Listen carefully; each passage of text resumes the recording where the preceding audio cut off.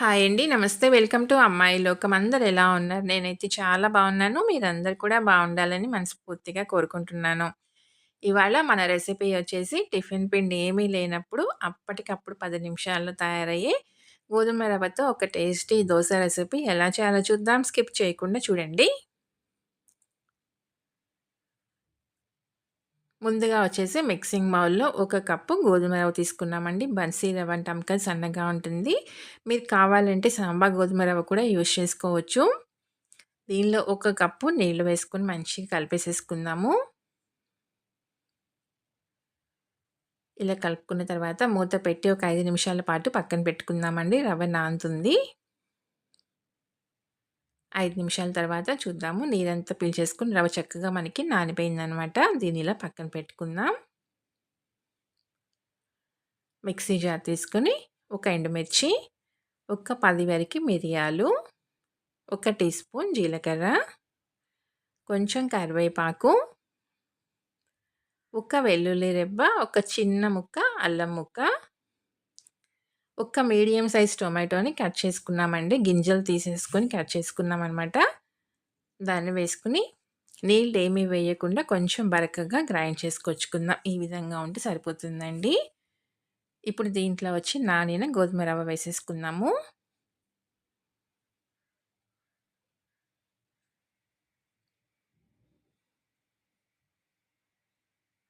ఒక table spoon బియ్యం పిండి వేసుకుందామండి. దీనివల్ల మంచి క్రిస్పీగా వస్తుందనమాట. ఒక పావు కప్పు నీళ్ళైతే సరిపోతుందండి. నీళ్ళు వేసుకొని కొంచెం బరకగా గ్రైండ్ చేసుకొచ్చుకుందాం. మరీ మెత్తగా కాకుండా దీన్ని మిక్సింగ్ బౌల్‌లోకి మార్చుకుందాం. ఒక సన్నగా తరిగిన పచ్చిమిర్చి, ఒక పెద్ద ఉల్లిపాయని సన్నగా తరిగి పెట్టుకున్నామండి. దాన్ని వేసేసుకుందాము. సన్నగా తరిగిన కొత్తిమీర కొంచెం, రుచికి తగినంత ఉప్పు వేసి మొత్తం మంచిగా కలిపేసుకుందాము.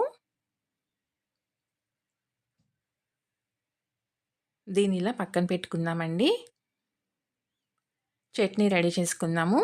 ఒక చిన్న కప్పుతో ఒక కప్పు పచ్చి కొబ్బరి ముక్కలు, ఒక టేబుల్ స్పూన్ వచ్చి పుట్నాల పప్పు, ఒక చిన్న అల్లం ముక్క, ఒక పచ్చిమిర్చి, రుచికి తగినంత ఉప్పు, తగినన్ని నీళ్లు పోసుకొని దీన్ని ఇలా మెత్తగా గ్రైండ్ చేసుకొచ్చుకుందామండి.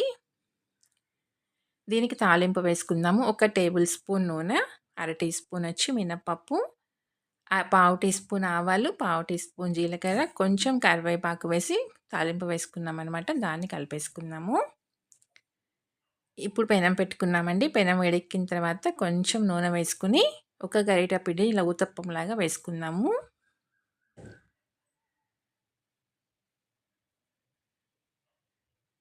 ఇది మరీ పల్చగా రావండి. మామూలు దోసల్లాగాను ఇలా కొంచెం మందంగా వేసుకుందాము.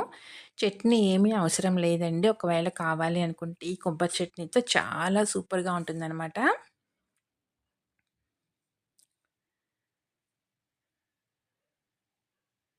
మనం దీనిలోనే మిరియాలు, ఎండుమిర్చి తర్వాత ఒక వెల్లుల్లి రెబ్బ, కొంచెం అల్లం ముక్క అన్నీ వేసుకున్నాం కాబట్టి చాలా టేస్టీగా ఉంటుందండి. ఇలా కూడా తినేసేయొచ్చనమాట. 2 పక్కలు చక్కగా ఎర్రగా కాల్చి తీసుకుందాము. దీనిలోకొచ్చేసి ఈ కొబ్బరి చట్నీ పర్ఫెక్ట్ కాంబినేషన్ అండి. చాలా బావుంటుంది.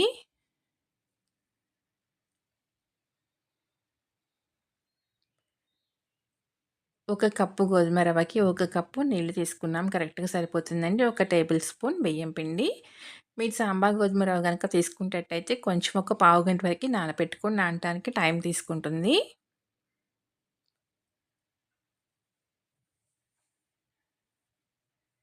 టిఫిన్ పిండి ఏమీ లేనప్పుడు కానివ్వండి, అనుకోకుండా చుట్టాలొచ్చినప్పుడు కానివ్వండి ఇంటికి, ఇలా క్విక్‌గా అయిపోయే ఈ బ్రేక్‌ఫాస్ట్ ఒకసారి ట్రై చేసి చూడండి. బ్రేక్‌ఫాస్ట్‌లో కానివ్వండి, డిన్నర్‌లోకి కానివ్వండి చాలా బావుంటుందనమాట.